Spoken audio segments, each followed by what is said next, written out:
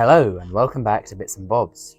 Today's video is all about the secret coinage reform in the UK taking place in the 1980s, often overlooked and overshadowed, of course, by demonetization, happening about a decade before, from 1968 to 1971, the transition process from pre-decimal to decimal coinage.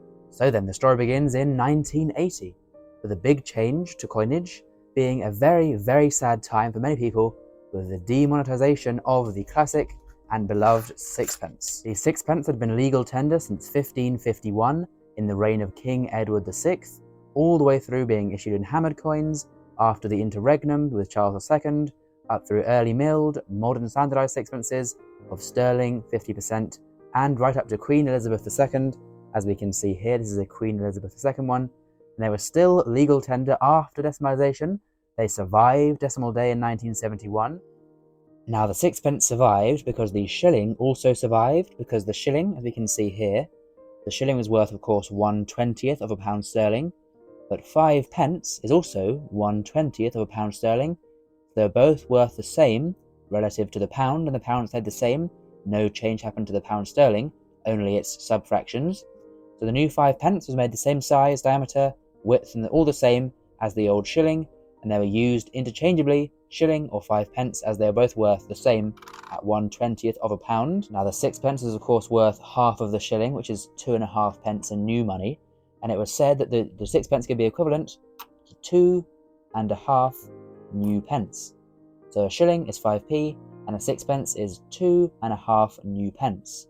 Now the reason mainly for this is because of two major factors. The one factor is that all London transport, like buses and stuff, took sixpences as the fare was 6p, meaning it was only 2.5 pence for a bus fare back then. But because of the old machines not taking these little halfpennies, as they were too small to pay the 2.5 pence fare, it could either go up to 3 pence, shock horror, couldn't do that, so the sixpence was kept, so the fare would still be 2.5 pence. It was only kept until 1980, when we finally lost the sixpence. And so there we go, our first change is a very sad one, as in 1980, we lose the beloved sixpence piece. Now then, on to 1981, and in 1981 there were no changes. But then in 1982 there was a change. To bring you up to speed, here is the coinage of 1981. We had the halfpenny, the penny, the 2 pence, the 5 pence, the 10 pence, and the 50 pence. Now it was pointed out that there was a very large gap in denominations between 10 and 50. There was nothing between the 10 pence and the 50 pence.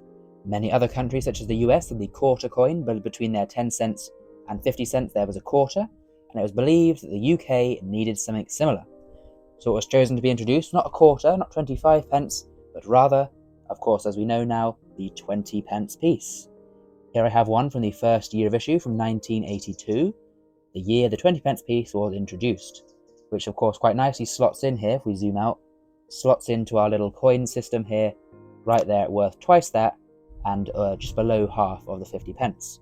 So we now had a more varied coinage. Now it is worth noting that back in 1981, when we're talking about now, the coins are worth around 5 times their value relative to today's buying power. So the equivalent buying power of 50p, today's money would be £2.50, and the 10 pence would be 50p. So there's no denomination between 50 pence and £2.50 in today's terms, and so this coin here would be worth equivalent to a pound coin today when it was released.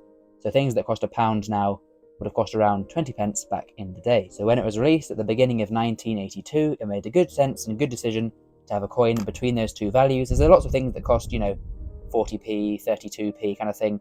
So a coin like this came in very handy in people's pockets. Now, speaking of relative values in the day, like I say, the 50 pence piece is worth around £2.50, and so therefore the pound note, as we were still using the pound note, was worth around £5 of buying power in today's money. It was decided that it would be easier for a relatively small buying power of around £5 in today's money, and of course a pound back then, that rather than having a note for that value, it would be easier to have a pound coin.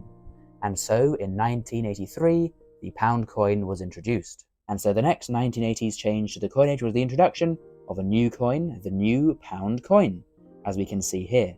This is an original 1983 pound coin from that first year of release, back in 1983, the first pound coin in circulation since before World War I, and the use of gold sovereigns. Sadly though, this is not gold, but rather a brass alloy. But they are a nice coin, a nice denomination, and many of us will fondly remember the old round pound coins, as they were used for quite a while up until 2017. But there we go, 1983, here is the coinage. We have a halfpenny, a penny, 2p, 5p, 10p, 20p, 50p, and a pound coin.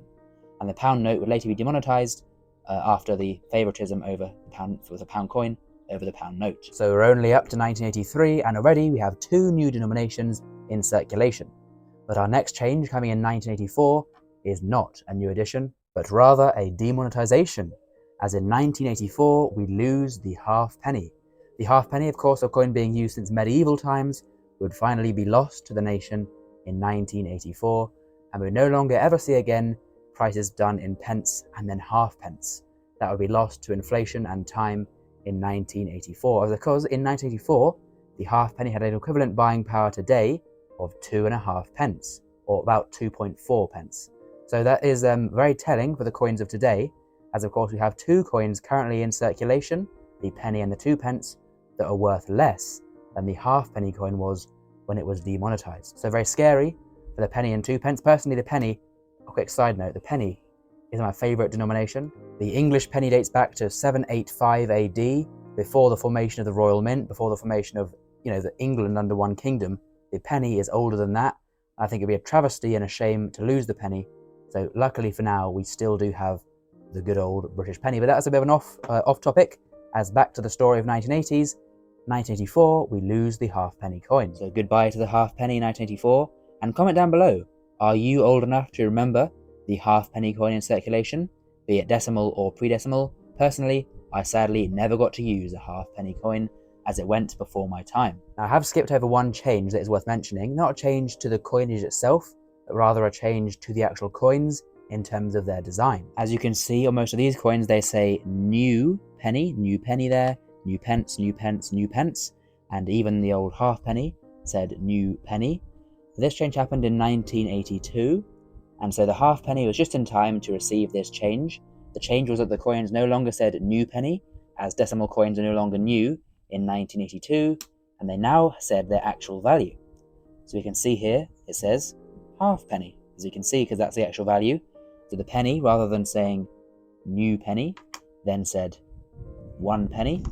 The 2p, rather than saying new pence, you guessed it, said 2p. The 5p said 5p, 10p said 10p. Interestingly, the 20p coin, as it was released in 1982, only ever said 20p, so no, it never said new pence. Same with the pound coin, originally saying £1, as it was not released before 1982. So a small backtrack there for some history of the designs of the coins, but now returning to the main actual coinage rather than their designs and their little details, minting errors and so on. This is about the actual coinage rather than the coins themselves.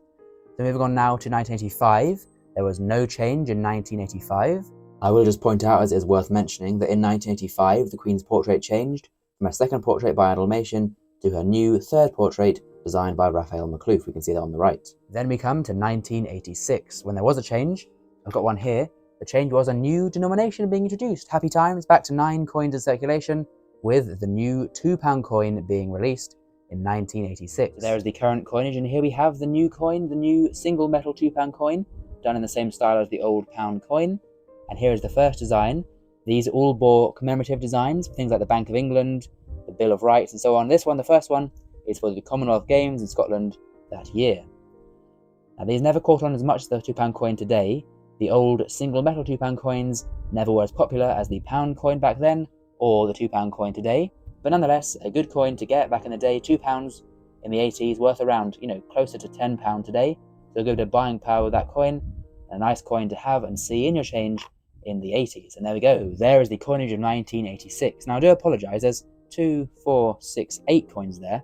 I believe I said 9 earlier, so like I say, I do apologise, as of course now the halfpenny is gone, is 8, not 9. So I do apologise for any mistakes earlier, saying 9.